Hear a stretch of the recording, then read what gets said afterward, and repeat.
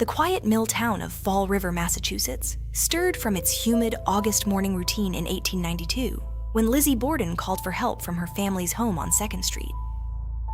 Inside the modest, gabled house, 2 members of the Borden family, Andrew and Abby, were found brutally slain.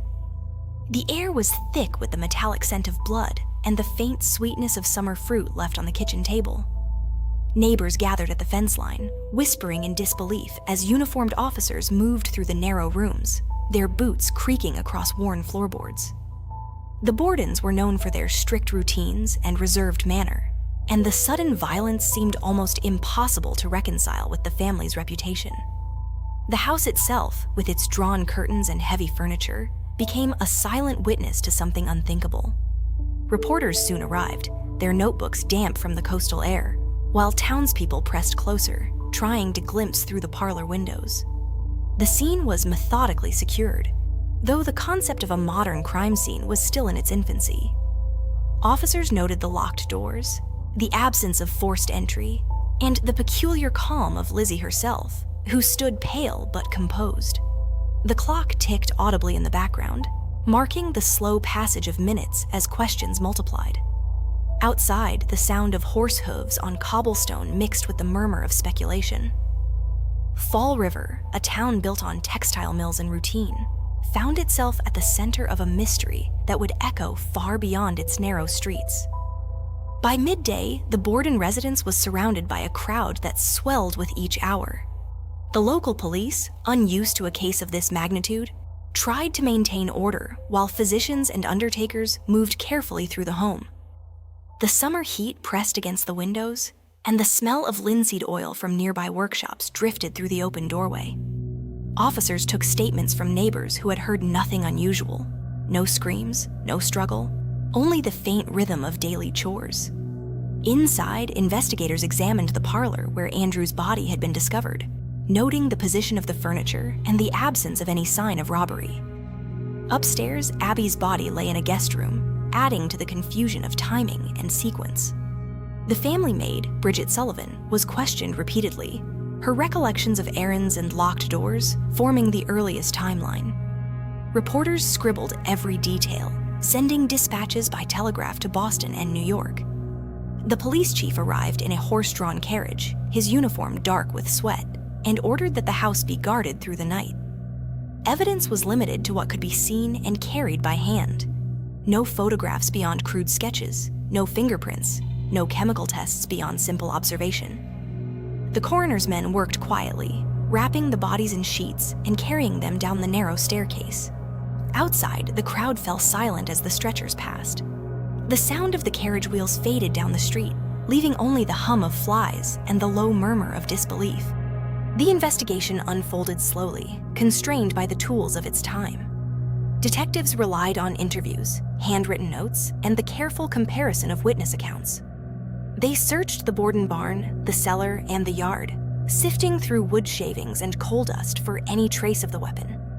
A hatchet head was found, its handle broken, and it was placed carefully into a canvas evidence bag. Officers debated whether it matched the wounds, though their methods were largely visual and comparative. The medical examiner performed autopsies on the dining table, recording measurements and impressions by lamplight. Meanwhile, townspeople gathered outside the police station, trading theories as if the case belonged to everyone. Rumors spread quickly about inheritance, about family tensions, about the locked doors that morning. The local press printed every whisper, turning speculation into headlines.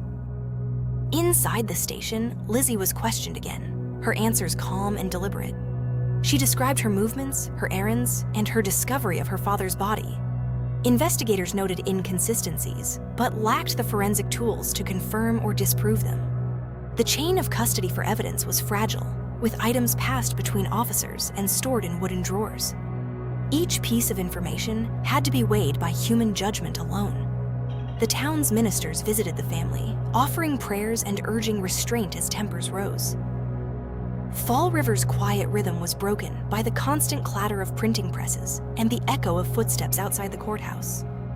As the weeks passed, the case became a national obsession. The arrest of Lizzie Borden shocked many who had known her as a Sunday school teacher and dutiful daughter. Her trial drew crowds from across New England, filling the courtroom with reporters, curious locals, and legal scholars eager to witness a rare spectacle. A woman accused of such a crime. The prosecution presented circumstantial evidence: the hatchet, the timeline, the alleged burning of a dress. The defense countered with character witnesses and the absence of direct proof. The courtroom was stifling in the summer heat, fans waving slowly as testimony unfolded. Each day began with the ringing of the courthouse bell and ended with the shuffle of papers and murmured debate. The judge's instructions emphasized reason over rumor, but the public had already formed opinions. Newspapers printed sketches of Lizzie's calm expression, describing her composure as either innocence or calculation. The jury deliberated for barely an hour before returning a verdict of not guilty. Applause erupted from some corners of the room, while others sat in stunned silence.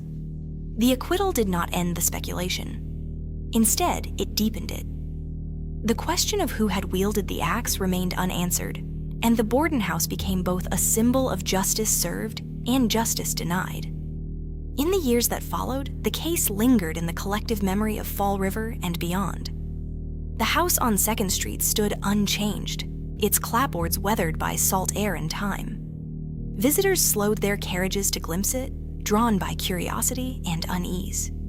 Lizzie lived out her life in relative isolation, her name forever linked to the crime she was acquitted of. Scholars, criminologists, and amateur sleuths continued to revisit the evidence, applying new forensic theories to old notes and faded photographs. Each generation found something new to question: the reliability of witnesses, the handling of evidence, the influence of gender expectations on the verdict. The murders of Andrew and Abby Borden became more than a local tragedy.